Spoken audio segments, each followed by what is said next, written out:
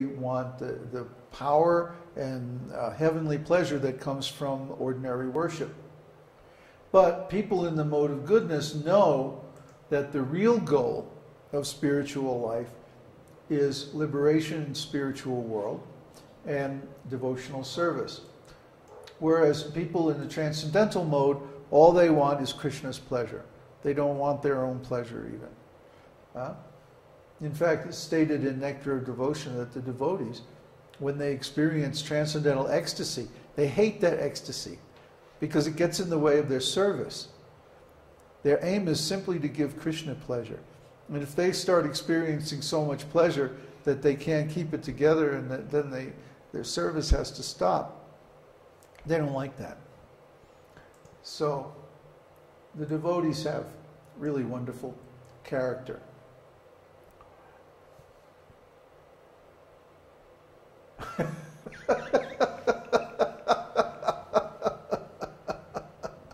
Yeah, I think there's some relationship there, Florian.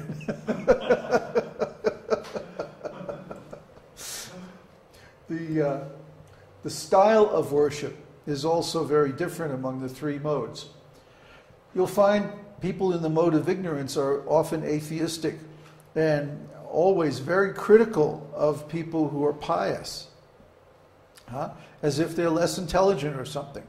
People in the mode of ignorance think that people in the mode of goodness are stupid. They also think that people in the mode of passion are stupid because they make so much endeavor. But yeah, Kirtanananda, he introduced those Christian monk robes. Actually, we were thinking of having like Jedi robes. But I think we'll stick with dhotis. Krishna Prapti. I think we'll just stick with dhotis and t-shirts. Anyway, you'll find that people in the mode of ignorance, it's so paradoxical because they think everybody else is stupid except them. We're very smart. We just get stoned and hang around and do nothing. That's real intelligence. Look at all those other people working so hard in the mode of passion. We're trying to be good in the mode of goodness. And we just can't understand those transcendental people at all. They must be crazy. Yeah? But we have it together. We're smart. Pass the bottle. Anyway, people in the mode of passion love big, showy displays of religious rituals and stuff like that. They love big buildings, big opulent ceremonies and stuff like that. Exactly, Florian. Exactly. And so you'll find people in the mode of passion there, but where are the people in the mode of goodness? They're out in the woods. They like deep contemplation in peaceful place, solitude, quiet.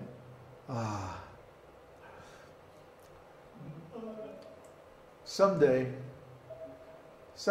we'll get there, but we have some preaching to do first. Whereas the person in the transcendental consciousness, simply whatever condition or situation they're in, they relish their loving relationship with Krishna. If Krishna wants to send them into battle like Arjuna, or if Krishna wants to send them to the woods like a rishi, or if Krishna wants them to go to heavenly planets or the hellish planets, they don't care. They simply serve Krishna wherever they are, with the transcendental love. Similarly, the austerities of people in the mode of ignorance are like self-torture, or sometimes like Hiranyakashipu, they'll perform extreme austerities, but their intention is actually to hurt others. Down here in Mexico, we have the esoterica people. They like to practice different spells and witchcraft and stuff like that. And there's even shops where you can get little statues of the Saint Death, Santo Muerte, and different strange substances and things for weird rituals that they do. This is in the mode of ignorance.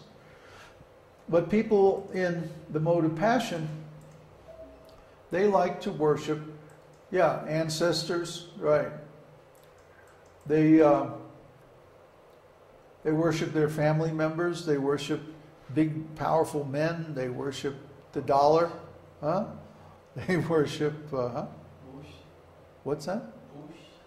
Bush? No, Bush. Oh, Bush. I thought you were talking French there for a minute. Fermez le bouche. Okay. Out of pride. Huh? They have tremendous pride. Whereas a person in goodness knows that real worship means regulating the senses. If you can regulate the senses and mind, always think of Krishna like that, then that results in spiritual elevation. Whereas the person in transcendental consciousness feels separation from Krishna, and because of that, they engage in preaching, trying to help others. They feel that I already have the greatest benediction. I already have the greatest benefit. I don't have to worry. Krishna's taking care of me. I want to help others. These are all from Bhagavad Gita. These sacrifice, charity, renunciation, spiritual vision, and understanding. These are taken almost word for word from Bhagavad Gita. So if you read these chapters, 16, or no, what is it? 14 through 18? Yeah, that describe the three modes. You have pretty much all of these already. I'm just going to ask if there are any questions on these. Self-explanatory. Well, I'll tell you what, Krishna Prapti, here's what's not self-explanatory. When I joined ISKCON in 1971 in Miami, I had read Bhagavad Gita. In fact, I had read Bhagavad Gita when it first came out in San Francisco in the little blue book, you know, the abridged Macmillan edition. And I understood Bhagavad Gita, and I had also read Sri Ishopanishad, but it wasn't enough to make me join the temple.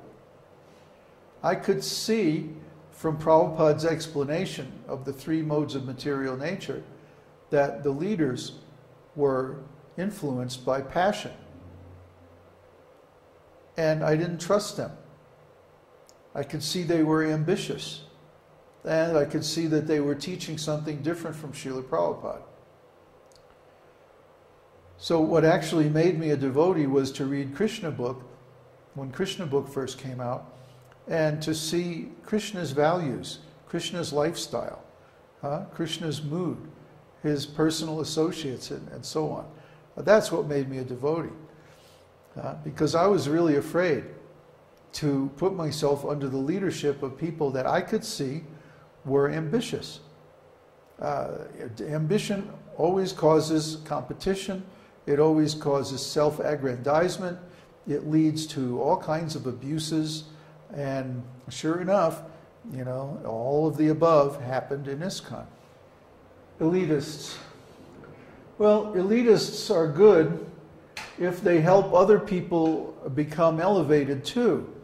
But when you have a competition of elitism, when you have, what's this?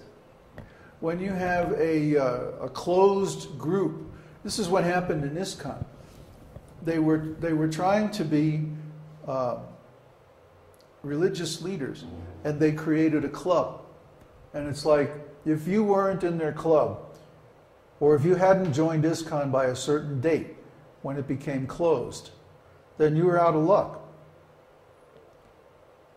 There were the feudal lords and the serfs. Really, if you analyze it in terms of Varnashram, what happened in ISKCON is it became a society of Vaishyas and Shudras. They kicked out the Brahmins, anyone who's intelligent. Yeah, I could imagine you were. Yeah, I was too. I was close to Tamal Krishna, and from what I saw of his activities and his association, I didn't want any part of it. I was on Radha Damodar when Tamal came back from India and transformed it from a nice festival and chanting party into a book distribution machine. And I saw how he did it, and I was disgusted. He gradually criticized Vishnu John Swami and got the loyalty of his men away from him. And he took away his engagement, he took away his party, he took away everything. So it's no wonder that Vishnu John Swami became disheartened, discouraged, and then he became a little bit victimized by Maya. But that's a whole nother story. Basically, the point is, they created historically a club